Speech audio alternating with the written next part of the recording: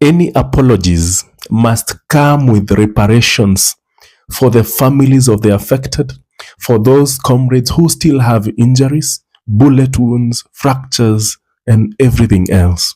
And consequences for the perpetrators, and not just the frontline perpetrators, those who gave orders for comrades to be shot, those who gave orders for comrades to be abducted and tortured must be brought to book. Our neighbors from Tanzania, if we have wronged you in any way, forgive us. Our friends from Uganda, if there is anything that Kenyans have done that's not right, we want to apologize if there is anything. To our children, if there is any misstep, we apologize. To our neighbors, if there is any misstep that we have done, we want to build the relationship that will make our country great and will take us forward. And to each and every one of us, I know today God in his own way has made it possible for us to build the bridges between our political parties. That's what our Gen Zers are crying for. They're crying for the right to be adults because they are. They've gone to college. They're buying their own house. They're getting married. They're adults. And I want to encourage you even here today, Kenya. I challenge you that when we start talking about rebuilding relationships, then the question is, how do we begin to rebuild the relationships with our Gen Zers? Because they love you, they care for you, they respect you, but they don't feel respected. The last thing, and I'm leaving now, but there was one other thing as I'm leaving, and I don't want to get out of here. The last relationship that I think you need to build, not only with Africans in the diaspora, not only Africans within your own country, but as I was leaving, I said, you must also build relationships. The reason I like Kenyans is because I've never met another group who hates their president as much as Kenyans do. Like, before I went viral on Kenyan TikTok, I did not know about Ruto. But one thing a Kenyan is going to do is they're going to drag you and let you know the politics at the same time. Ruto must go. Yeah, like, he has been hurting and harming Kenyans for a very long time. From the Kenyan finance bill to the protesters who were harmed in the parliament, I have been learning a lot about Kenyan politics. And Ruto, you are a very, very bad guy. You are a very, very naughty man. So I really appreciate Kenyans for genuinely always teaching me what is going on in the country. And if I have been attacked for 464 days by Kenyans, I only know what y'all are doing to Ruto, and he deserves it plus more. Because at least mine is like peppered in with some sweetness, but I know your wrath is going towards him, and I really like that. I actually like a lot of Kenyan activists, especially too like the feminist movement that I've seen happening in Kenya. Yeah, y'all are eating that up. So power to the people, power to Kenyans, and someday I'm gonna be able to go over there and yeah, I would love to meet y'all. Please, I beg, don't attack me when you see me in your country. Please, I beg. Welcome, my good people, wherever you're watching from. I greet you. I hope that you are doing good. And if you're not doing good, maybe I pray that you'll be okay. And this is Kenyan Explorer. And today I'm gonna give you something hot from Kenya. A lot is happening in African continent. A lot is happening in African countries since the revolution started, since the new revolution and the revolutionary minds from the youth started. Then we have been experiencing many things in African continent, in African countries. A lot is happening in our countries, and all that is happening is a very something good, is very something beneficiary to us as common citizens and the youths. This is something that is these are things that are making our leaders to panic, because they never expected this to happen. But as for the common citizens and the youths of the country of the continent of Africa, this is something that we have been waiting for a very long time. I hope that the world knows better about Dr. William Ruto, the president of Kenya, and all what can make this what always make our country to be famous and to be popular around the globe is what is happening and what is ongoing in this country, because this is a country that everyone has his or her own freedom. Everyone has the freedom to do anything that he wants, anything that he feels like he's happy with it, and that's why you are seeing that this country is very popular, and many people know country Kenya for different things that is going on. A lot of people maybe knew of Kenya from the political disabilities and all these crises that were ongoing for the past years, and the main aim is after the Gen Zs occupied the parliament. This is something that has never been experienced in the entire world. The Kenya is the one who set the record by doing that, and this bring tension across the globe. And now, if you can remember during the demonstration when a youth or Gen Zs came to occupy the parliament, a lot happened, which forcefully made Dr. William Ruto, the president of Kenya, to dissolve his cabinet and select the new ones. And that was the interest, that was the demands of the Gen Zs. And now, if you never know, this is a guy who is very rude, arrogant, and he never care of anything that you, the citizens, talk about or your desires. But he do anything that he feels like it's okay only with him. And that's a few days ago.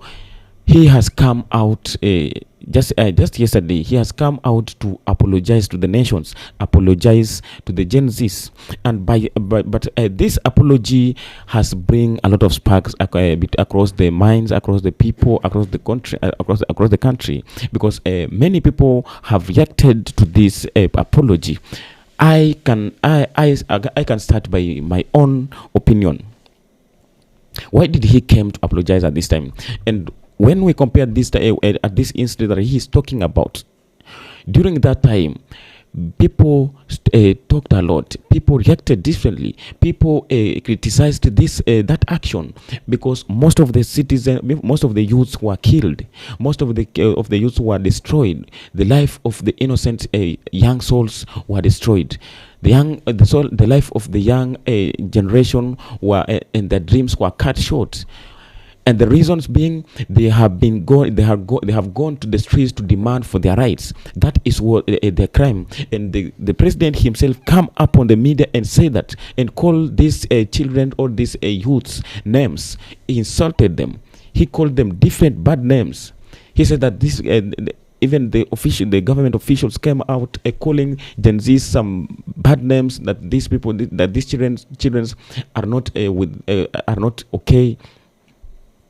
And all the assault they put against these children. And you know what a surprise is that all that when it was happening, there were many parents who lost their children.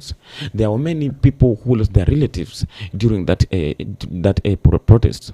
Any apologies must come with reparations for the families of the affected, for those comrades who still have injuries, bullet wounds, fractures, and everything else. And consequences for the perpetrators, and not just the frontline perpetrators. Those who gave orders for comrades to be shot. Those who gave orders for comrades to be abducted and tortured must be brought to book. They must face the full force of the rule of law. I want my president, if he's serious, he's making these apologies. There are certain things he must do. Number one, restitutive justice. All the names of the young men and women who have been killed for political reasons, anybody who's being held in captivity or otherwise, political intimidation and all that must stop. Because we want a country that is stable, that is, yes, noisy sometimes, but we want Kenyans to be free, and we want them to speak what they feel. A government is not set up on thin air. We belong to this environment. And we believe that the environment which we are in right now is not so good. So first, let him restitutive justice. The young men and women who are killed must be compensated. Number 3, the government must own up. Either hold an inquiry on the matter or prosecute the officers and let us know who gave the orders for these young people of this republic to be killed. And a country, Kenya, is a sovereignty country. This is a country that has the rights of, we have the rights of freedom, we have the rights of speech, we have the right of expression, we have the right of everything. As long as we are working or we are based on the constitution that guides the land, then you can do anything that you feel like it's under the constitution or democracy. And that is what the Gen Zs were doing. But after all that they did, we ended up losing many lives. And the president himself came out and speak what he has to speak on the media, ruthlessly, rude, arrogantly, not knowing that he has break a lot of hearts of different parents. And now, our questions, we as the citizens, we were asking this. First, why now? And second, after they called the Gen Zs all sorts of bad names on all the intimidation, on all that assaults they did against the Gen Zs, why do they have to come out and now start now to pretend that they are asking for forgiveness? Of course, we cannot forgive that. That is the incident that we cannot forgive, because this is the president that we have experienced only in a 2 years time, only in a 2 years period of time since he ascended to power. He has faced many challenges, and all that he is facing is because of his own. It is because of his decision, because he promised the citizens and many things. He promised the citizens a land of honey and milk, but after election he is giving the citizens a land of stones and hunger. You know what? That's the reason as to why at this time, whenever you see any public event in the country of Kenya, all that is being hearing there, people are always chanting that Ruto must go. Ruto must go. Why are they doing this? I was trying to think of this. In some countries, let me give you an example of the country like Burkina Faso. You know, despite Burkina Faso a leader being facing different challenges from different people, and mostly from the foreign powers who are just willing to take this guy down, maybe because he has banned them to do what they have been using to do in these countries. That's why they are looking after the life of this guy. Apart from that, the citizens of Burkina Faso are always and every day coming up to praise their president, their leader or their president. They are there to protect their leader at whatever costs. The world is there praising and celebrating the leadership of Burkina Faso. The president of the Burkina Faso, there was a time the politicians of Burkina Faso came out and started to fuel the citizens, inciting them that they have to protest, so that they demand the step down of Ibrahim Traore, so that he can allow the democracy to come, the citizen to go and make the democratic way of electing the leaders to the offices. This guy was ready to step down if the citizens demanded. But you know what happened? The citizens themselves come out, and instead of demonstrating for this guy to step down, they were demonstrating for this guy to extend his time in office. So my thinking was, how things are happening in our countries. The citizens are demanding or demonstrating that their leaders should step down, while in the other country, the citizens are demanding and protesting that their leader should extend the time in office. So my question was, after the president has asked for forgiveness, is this forgiveness going to bring back the life of the people who of the people who dead? Is this forgiveness is going to fill the gaps that these youths who died left in their homes or in their families? They are coming out to ask for forgiveness when the families who lost their loved ones has never even been compensated. The families of their loved ones have never even given any contribution for the burial of their children. And now today they're coming out to say that they are asking for forgiveness. Which forgiveness? Somebody wakes up, Mr. Speaker, and I want to thank the president because he was gracious today. I would have expected my majority whip will do that, but let me do the honors. I want to thank the president for requesting for forgiveness from Tanzania, from our neighbors, including Uganda, and also for forgiveness from Gen Zs, Mr. Speaker. It takes a real leader to request for forgiveness. And I can assure you, and I want to call upon that now that the president has requested and prayed that we forgive each other. As a nation, we forgive each other and move forward, Mr. Speaker.